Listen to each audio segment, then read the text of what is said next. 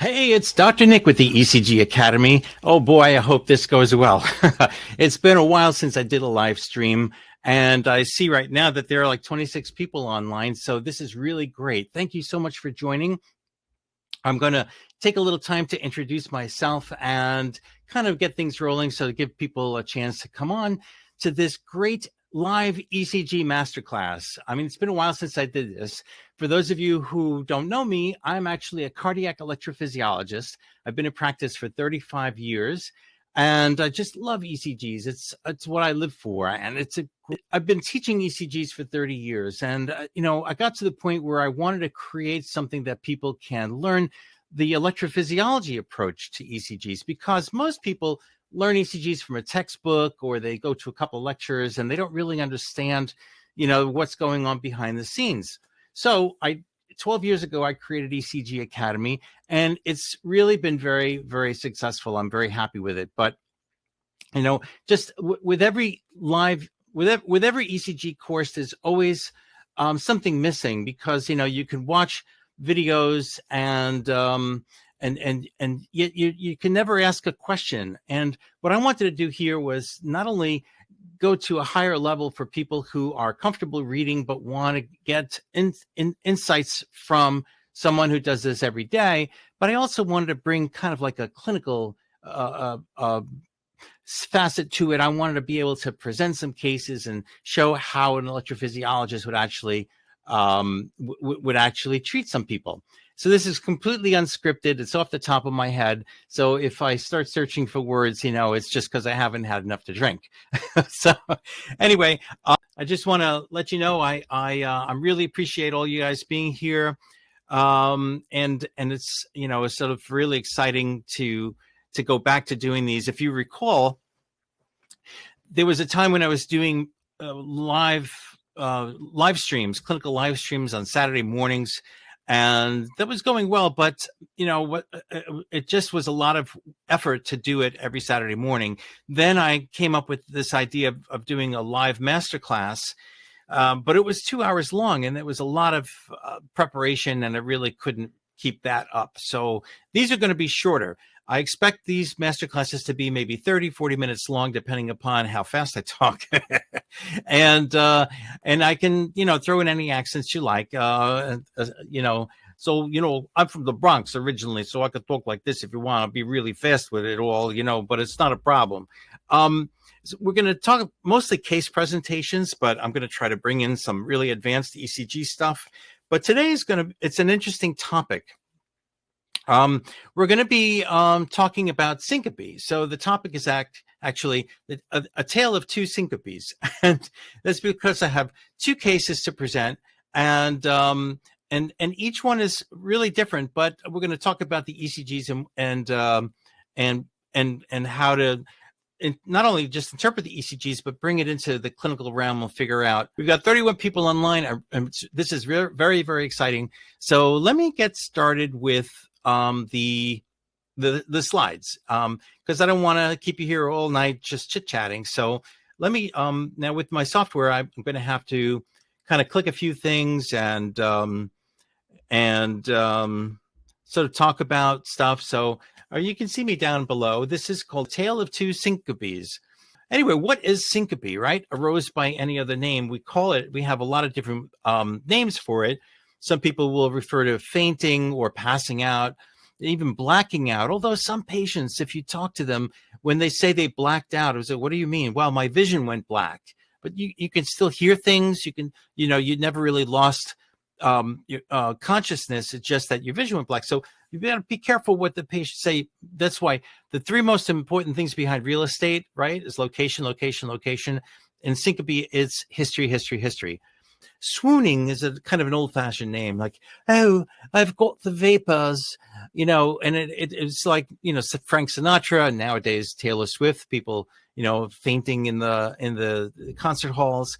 But what is syncope actually? So syncope is defined as a sudden loss of consciousness and postural tone with spontaneous recovery. So you lose consciousness, you fall down, and then you wake up pretty quickly, usually within a few seconds, or at most like 3 or 4 minutes. It's rare for it to last longer. And in fact, if someone's unresponsive and unconscious for more than 5 minutes, it's really not syncope. It's something else. Something else is going on. So anyway, but syncope is a very specific symptom, but it's a very common symptom. About 40 or 50% of all people will pass out at some point in their life. So what really causes syncope? So in the truest sense, syncope occurs because of a sudden decrease in blood flow to the brain. So the brain, with the hundreds of millions of cells are talking to each other, creating neurotransmitters, it takes a lot of energy to do that. And so you need a constant supply of blood to deliver oxygen and nutrients to the brain. It only takes about 6 seconds on average for someone to lose consciousness completely if blood flow to the brain stops. So basically, syncope occurs when there's decreased cerebral perfusion and your consciousness centers kind of go down. Now, there have been studies to show what happens when a person's blood pressure drops. And turns out the first symptom of a low blood pressure is actually kind of like cognitive dysfunction. You kind of like can't think straight. Then you can go through a phase of vertigo. Then eventually your senses give way. You can get things like tunnel vision, blurry vision. The vision can go all black or all white. You can see stars, and then your auditory senses go. Things you said, ringing in the ears, or things sound far away. And then eventually there's a phase of a low blood pressure where you can lose postural tone. Your muscles go limp, but you're still conscious. You can actually hear things around you, but you can't move. You can't respond. But eventually, if the blood pressure drops low enough, that's when loss of consciousness occurs. So actually fainting most commonly is due to a sudden decrease in blood pressure, although other things can cause fainting. And we're going to talk about that on the next slide. So there's a question. Okay, let me turn my slides off and take a look at the chat here. I would pose that the dizziness is close cousin of syncope and represents part of the diseases that can present with syncope. My thoughts on that are, when a patient says they feel dizzy, you have to distinguish between lightheadedness and vertigo. Okay, so they're two different things. So vertigo, as you know, is a sense that there's something moving. The room is spinning, you're spinning. It's a merry-go-round sensation. Sometimes it's a motion sense that, the floor is moving, but it's often vestibular, or it's a CNS problem with the balance centers. That's different than syncope. And lightheadedness, I would say, lightheadedness might be akin to pre-syncope, where you have lightheadedness because of a decreased blood flow, but you have to really make that distinction between feeling lightheadedness and vertigo. So if you say dizzy, the patient was dizzy. If they are lightheaded, then that can be like the beginnings of a pre-syncopal kind of a thing. So yes, decreased blood flow to the brain will cause lightheadedness. It's one of the warning signs that something bad is going to happen. So dysrhythmias we're going to talk about on this slide, in fact. So here are the causes of syncope. This is from a few years ago, but pretty much it supports other research that's been done in the field, where you see 67% reflex. That's on the bottom blue there. Reflex syncope basically is a sort of a generic term referring to the fact that your autonomic nervous system works by reflexes to maintain a normal heart rate and a normal blood pressure. And if those reflexes fail, then your blood pressure and or your heart rate can kind of go off the rails. Now, the most common form of reflex syncope is a vasovagal syncope, which is, as you know, you've heard of it. It's usually triggered by some kind of stressful circumstance. It could be emotional stress. It could be a painful sensation. It could be getting your blood drawn. And that can lead to a drop in blood pressure and or heart rate because your autonomic nervous system sends out the wrong signal. So that's sort of the neurocardiogenic syncope or neurogenic syncope or vasovagal syncope. That's all sort of in that group. But reflex syncope also includes things like micturition syncope, swallow syncope, sneeze, cough syncope, that kind of thing. As you can see, arrhythmias only account for about 5%. That's the red slice in the pie. But certainly if the heart stops beating, or if you wind up with a very rapid tachycardia where the heart is beating so fast it doesn't have enough time in between beats to fill up, then that can cause a sudden precipitous drop in blood pressure and cause fainting. So, Joe, what happens with POTS? Well, POTS is different. POTS is a form of autonomic dysfunction, and I happen to be a POTS specialist. But in that case, what happens is your autonomic nervous system has a hard time compensating for gravitational forces. So when you stand up, suddenly blood shifts into the lower part of your body, and your brain is supposed to respond, but the signals aren't getting out properly. So often what happens is your blood vessels don't constrict enough so that your brain has no choice but to make your heart beat much faster. Now, there's many, many different causes for POTS. It's not a disease, it's a syndrome. So there's about a dozen different causes for it. And, as a POTS specialist, I try to figure out what the cause is, but that doesn't lead to fainting. However, there's a very high incidence of vasovagal syncope in POTS patients. So the two are separate problems. They're different physiologic mechanisms, but they often occur in the same patient. Okay. So what else? We have structural, like a critical aortic stenosis. As you see, 5% is not syncope. So someone has a seizure that gets mistaken for syncope. Did you know that about 15% of all patients with epilepsy don't actually have seizures? They have fainting spells. So you have to always keep that in mind. Orthostasis is, I think, more common than people realize. And it's often drug-induced or due to autonomic failure of one version or another, diabetic autonomic neuropathy, and so forth. But let's get back to syncope. It's, like I said, it's a very, very common problem, but the doctor's never there when it actually happens. So you have to rely on the patient's history, and the patient often can't tell you because they were unconscious, right? So you have to rely on witnesses to try to figure out what exactly happened. And that's where this case presentation comes into play. We're going to talk about the first case now. Let me just try to get my slides back up and go to the next slide.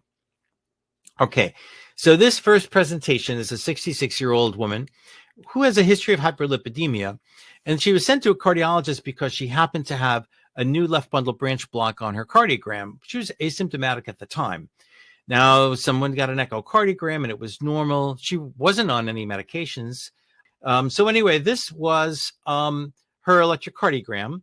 And does anyone want to venture a guess and what that is, what it's showing?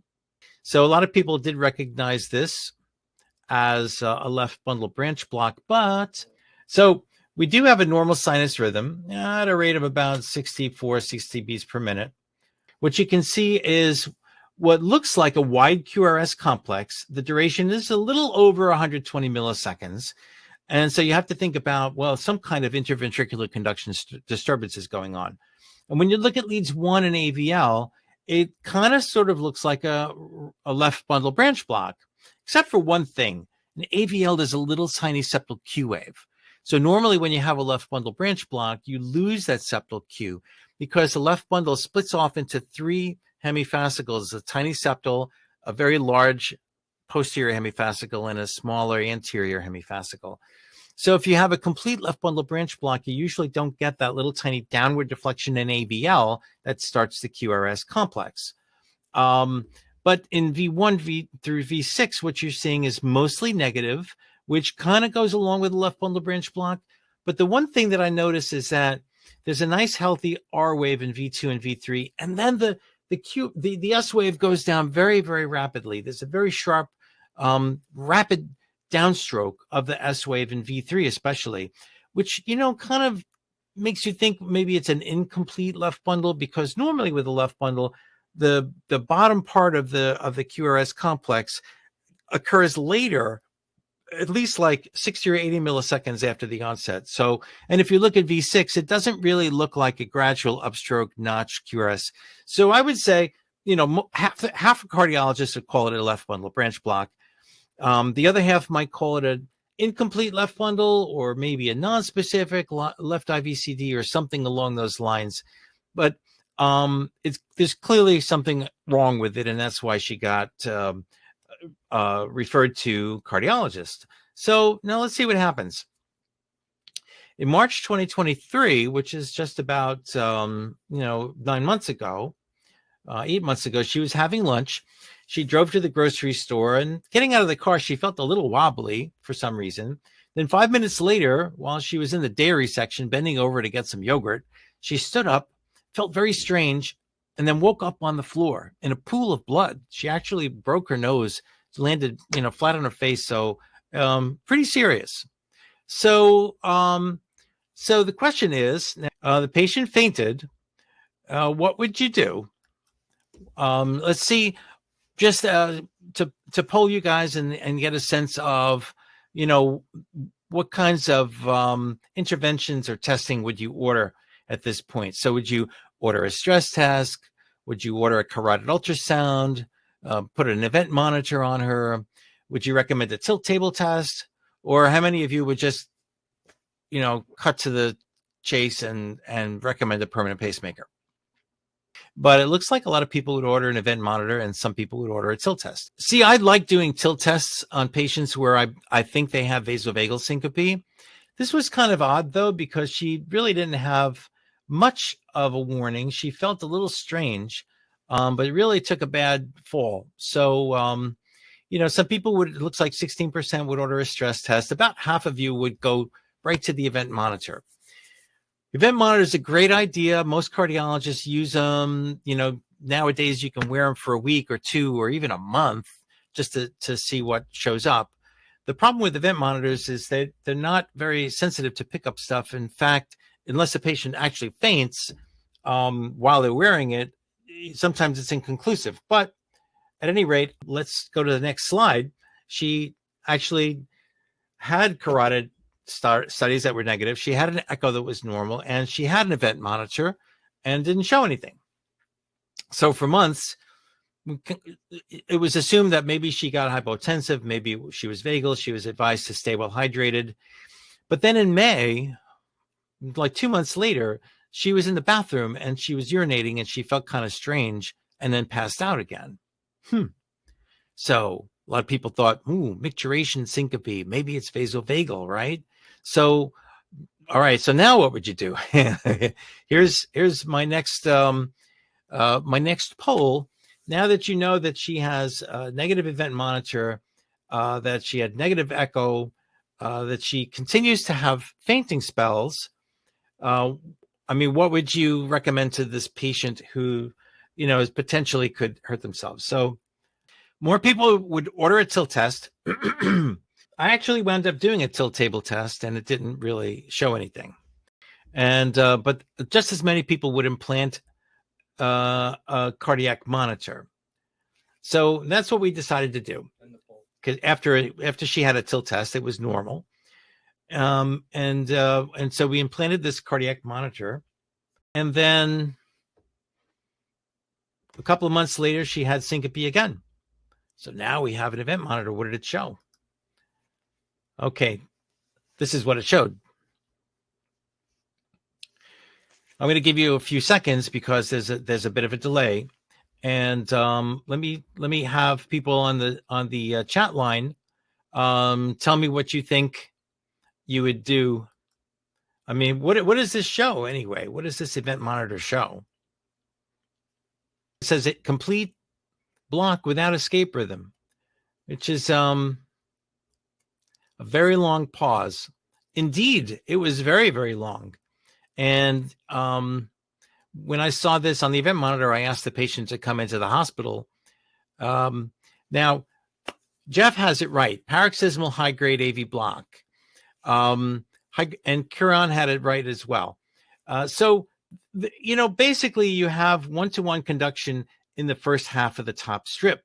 And then suddenly AV conduction fails, and you have multiple P waves in a row that fail to conduct. So basically the conduction system went completely kablooey.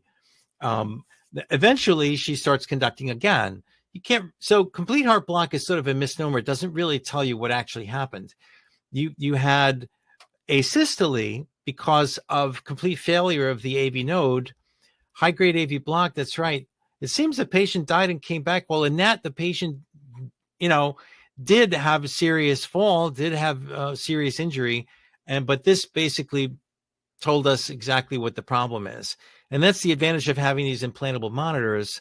So the patient went on to have a permanent pacemaker, and then she did really well after that.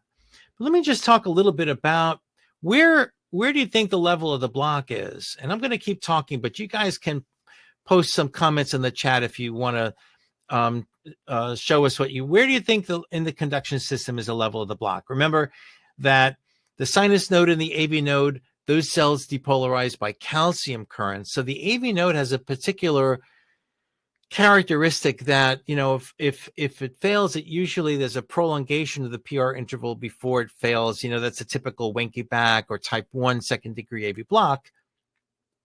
But usually when you have block in the AV node, some kind of lower focus will arise as an escape pacemaker. Usually the AV junction, usually a junctional rhythm will take over and keep, sometimes the patients don't even realize what happened, but they'll come in with heart rates of 30 or 35 with a fairly narrow QRS complex. And that tells you that the block is high up in the AV node. But the fact that this conduction system completely gave out, I think everyone has got the right answer. Jeff, Kieran, Leonard, infrahisian disease is probably blocked within the His bundle, or she may have trifascicular conduction block because she already has kind of a left bundle branch. So she's only maybe working on the right bundle. And if the right bundle gives out, then she's got nothing.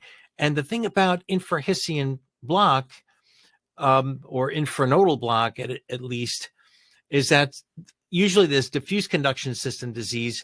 So the normal automaticity of the Purkinje fibers fails and you don't get an escape rhythm. And that's where it can make the difference between, having syncope and actually dying from asystole. So, that's been known to happen. So the difference between death and syncope you wake up. Yeah, you're right, Mohammed. So at any rate, this is really good. I'm glad you guys are on the ball. What's one of the things that I try to get across in ECG Academy is understanding the physiology of the AV node and the His Purkinje system, so that when you look at a rhythm strip, you can kind of get a sense of where the level of the block is. So here, on the top strip, you can see that the PR interval is getting longer and longer. And then finally you have a P wave that fails to conduct, and then the PR interval gets shorter again. So that's a typical type 1 second degree AV block, first described by Wenke back. Here in this case, it's 4-3. You've seen this all the time. It's usually easy to identify. Whereas in the bottom strip, the blue one, you actually, if you can look at V1, which is the top strip, you do have a little RSR prime there. So there's an underlying right bundle branch block. And then what you see is 2 QRS complexes, and then there's a pause, and the P wave in the middle of the pause doesn't conduct.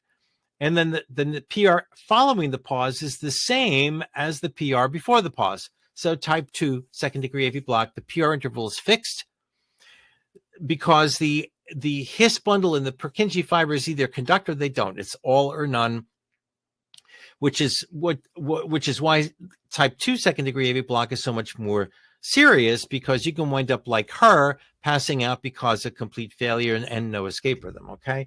So, this is something I try to get across.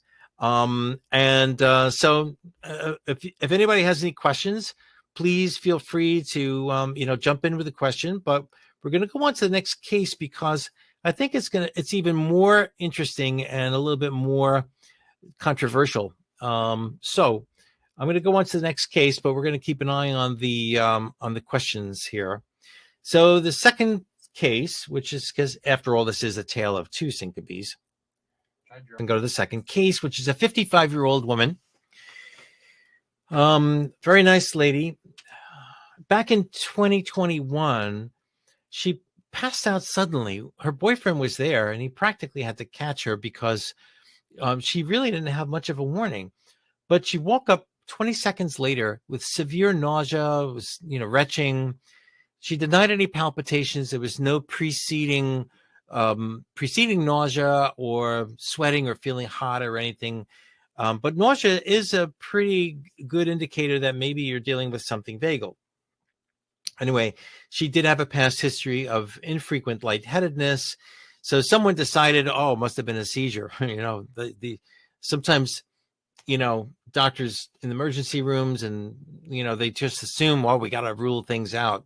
It's if somebody has a fainting spell, the data shows that even doing like CAT scans of the head and MRIs and carotid ultrasounds have almost 0% yield.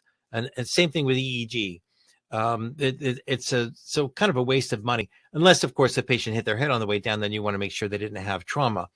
But just as an aside, the EEG didn't show anything, but I wouldn't expect it to. Anyway, she was referred to me, and I thought it sounded kind of vagal. So I did a tilt table test. And what happened was, as soon as I stood her up, the heart rate went from like 90 up to 120 beats per minute. So someone had mentioned POTS. It seemed like she had POTS. This lady, she seemed to have postural tachycardia syndrome, but we let her stay up there. And after about 20 minutes, she has sudden nausea. She had got very lightheaded. Her blood pressure dropped about 50 points because I use a little finger sensor, Finipress, and with little change in heart rate. So it seemed like she was having a vasodepressor kind of syncope, and that's kind of how I left it. But I was a little concerned. My concern was that it didn't really reproduce the patient's symptom of like sudden loss of consciousness. So I was a little concerned. We did start her on a small dose of metoprolol because of the POTS and the rapid heartbeat. We did hook her up to an event monitor that showed nothing but sinus rhythm. Since the tilt test didn't reproduce her symptoms, I suggested she have an insertable cardiac monitor and implantable loop recorder, which was done January 2020. So that's like, almost 4 years ago. In that same year, she had 3 episodes of presyncope. We interrogated the device, no arrhythmias. So we kind of assumed that it was hypotensive, kind of, that vasodepressor type of vasovagal syncope. So in September 21, she was driving. She stopped to get White Castles. Let me know if you like White Castles. You could put that on your chat. Yes or no, White Castles. Yeah, baby. So, but after eating, she was driving. She had sudden nausea. She got lightheaded. She tried to pull over the car, but she waited too long, wound up passing out, hitting the guardrail. She admitted that she missed metoprolol and she wasn't drinking enough fluids, but we interrogated the ILR and there was nothing. So again, felt it was vasodepressor. She was just kind of like not doing the right thing. So at this point, she's on 25 milligrams of metoprolol, and we're gonna put up another poll because I want to see what you guys would do with this very nice lady. So a lot of people would add fludrocortisone, which is a great idea because fludrocortisone or Florinef helps you hold on to salt, hold on to water. It can expand your blood volume. It actually accentuates your sympathetic reflexes. And so that's good. Some people want to increase the metoprolol. Some people want to stop the metoprolol, which is interesting. Very few people would recommend pacemaker. Well, okay. Why would you want to recommend a pacemaker? Okay. It's interesting. We're going to talk a little bit about pacemakers and syncope because this was the original vasovagal pacemaker study, the VPS study, the first one in 1999. So this is already like 24 years ago. What they did was they had 60 patients with recurrent episodes of syncope and a positive tilt test. And they put pacemakers in half the patients and the other half they left alone. And as this graph shows, the cumulative risk of recurrent syncope, which is on the Y coordinate, without a pacemaker was much, much higher, 70% and higher, whereas the people who got the pacemaker had a much lower incidence of recurrent syncope. Okay, so anyway, if you guys have seen this now, it seems like from this first initial study that vasovagal patients benefit from getting a pacemaker. But the investigator said, is this a good control? You've got patients who didn't get a pacemaker versus patients who did.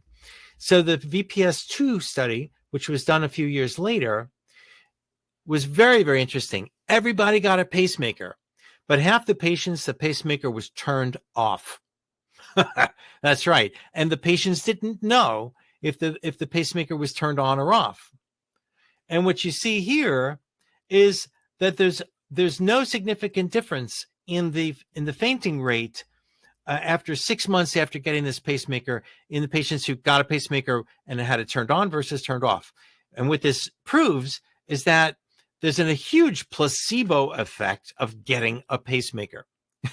If you get the surgery for a pacemaker, the people are much less inclined to pass out. Isn't that crazy? The placebo effect of a pacemaker. Nevertheless, pacemakers are really not intended for every single patient with syncope. You can see after 6 months, 40% of people passed out anyway. So it didn't really help all that much. Okay, so what did we do? What happened to this patient? So we decided to increase the metoprolol, and the patient remained asymptomatic for 2 whole years. And then a few months ago, in August, the patient was in her kitchen eating breakfast. She had sudden nausea. She got lightheaded, decided that I'm going to get up and go lie down on the couch. So she stood up to go lie down, and she hit the ground and fell unconscious. And she was alone, so we don't know how long she was out for.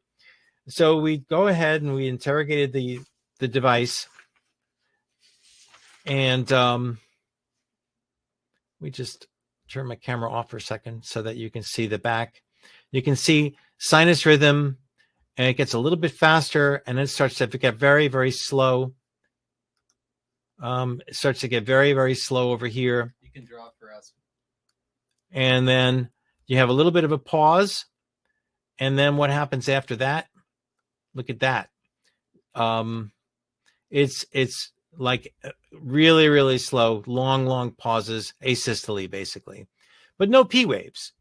So you have asystole with sinus rhythm, and this is a patient who had a warning, but all the times before this never had an arrhythmia, and now we're faced with this really serious asystole problem. So it was an interesting dilemma. What do we do with this young patient who has infrequent episodes of syncope, and some of them are arrhythmic and some of them are not?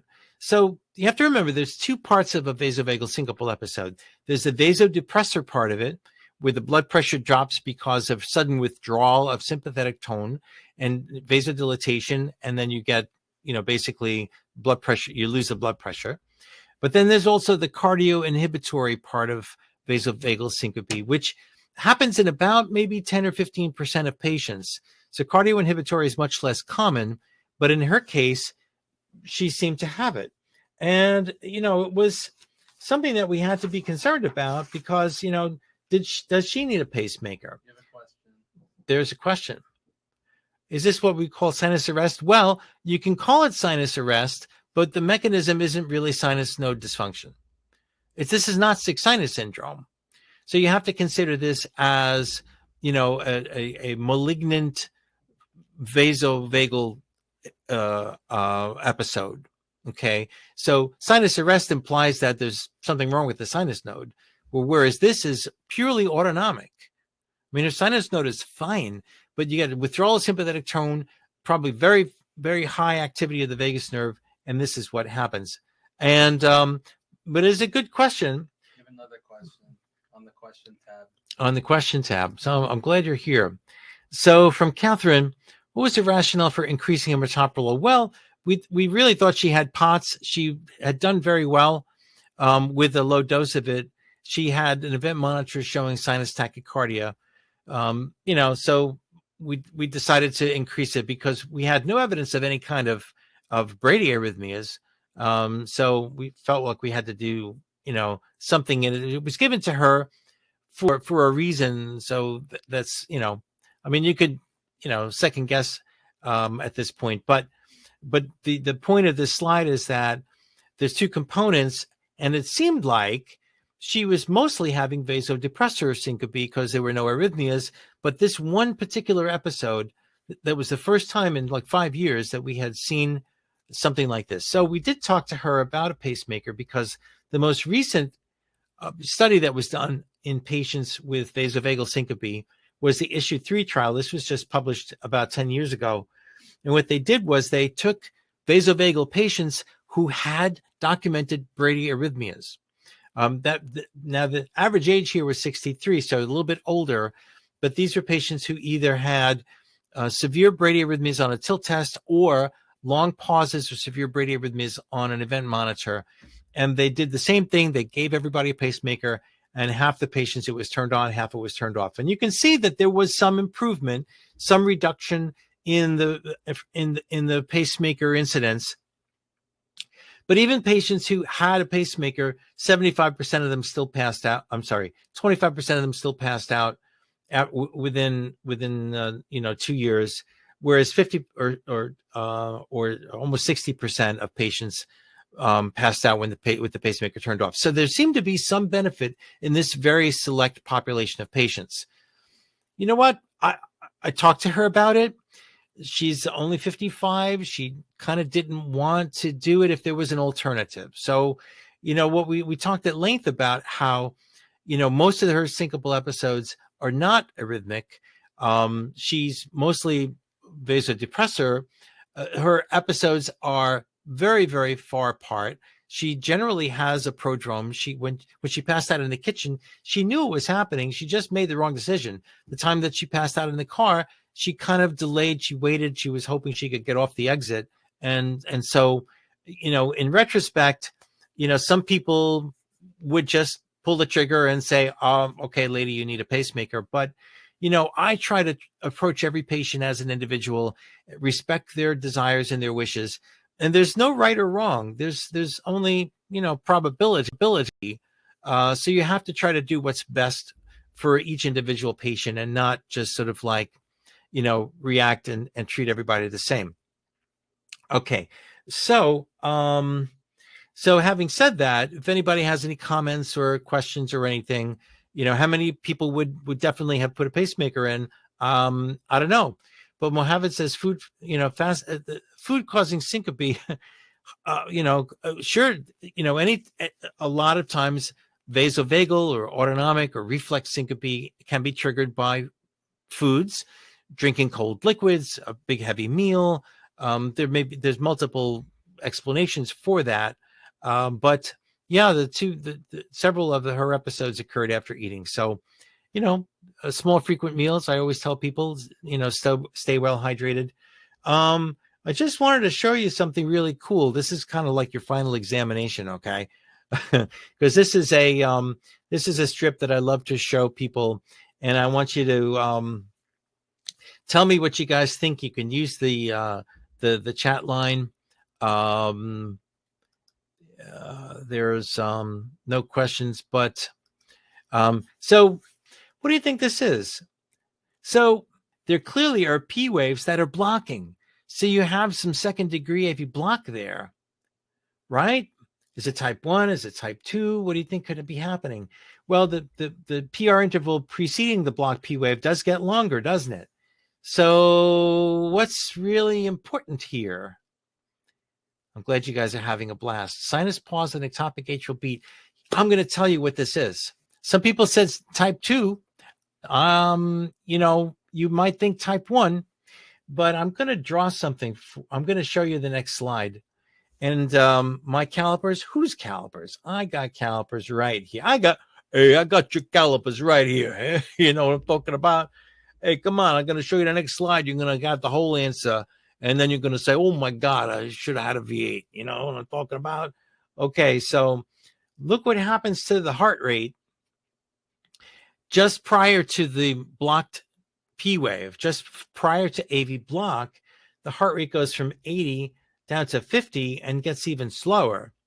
So this is a vagal event. Why? Because the sinus node and the AV node are both kind of failing at the same time. And there's only one thing that can cause that is simultaneous activation of the vagal efferents going to the heart and stimulating those autonomic plexi in the heart that can actually slow the sinus node and cause AV block simultaneously. Isn't that cool? So when you see this, if you see AV block just like this, and always look at the sinus node. What's the sinus node doing? Because this is an important clue that you're dealing with something really, really cool. I forgot to put my thing. Look at that. I'm like smiling. I'm like, wow, this is so neat. So look out for this, because you'll see it every now and then, and you'll be a star. I mean, they're going to toast you at the cardiology dinner meeting, at the cocktail party. Okay, you're gonna be a star. So I hope you guys really enjoyed this. Now, my master classes, I'm going to start doing a monthly master class, and I'm going to have different topics and different advanced ECG ideas and different case presentations and clinical aspects. We're going to do them once a month. But it's, it took me hours and hours to set this all up. And I have all this equipment in my basement. I was like, so it's a big investment for me. And so I can't really do it for free. But what we're going to do is we're going to start doing master classes every month. And if you've enjoyed this, I'm letting you know that we're going to charge for them, but it's not much at all. It's very affordable, considering we almost spent about an hour and you got some really cool teaching. So if you're a member of ECG Academy, we're gonna send out invitations, and you'll be able to sign up for just $30 for the whole masterclass, each one, and you're gonna get live access, plus you're gonna get a recording of it.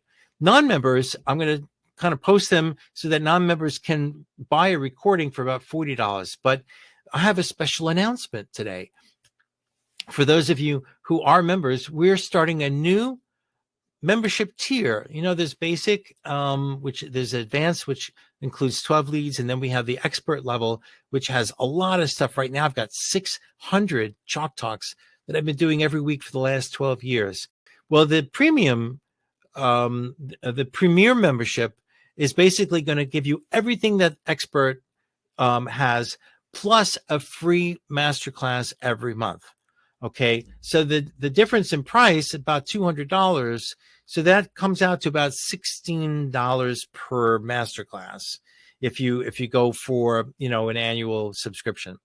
If you go for the monthly, it's going to be about $20 more per month if you do it. But the new tiers are going to come up now. Now, if you notice, I have not changed the prices of the basic, the advanced, or the expert. But in January, we're going to raise the expert price a little bit, because there's just so much to offer. And I promise I'm going to fill in the gaps and make sure that we have all the expert stuff. But the premier, you can see, it's going to wind up being $20 per month more. But with that $20, you get access to a free masterclass and the recording. And then it's going to be $200 a year, which comes out to be about $16 per class. So I hope you take advantage of this.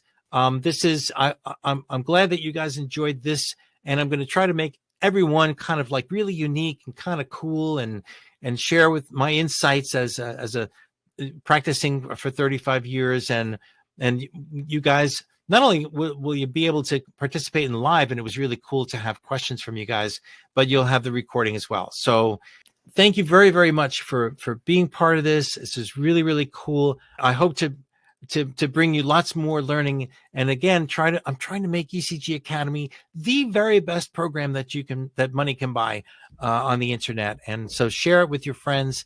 Let everybody know that we're starting this new service, and nobody's got anything like it. So thanks again for being a part of it. Thanks for your patience and putting up with my chit chat stuff. And I hope to see you next time. Okay. So, good luck. Happy holidays to everybody. And, we'll see you next month then. Okay. Great.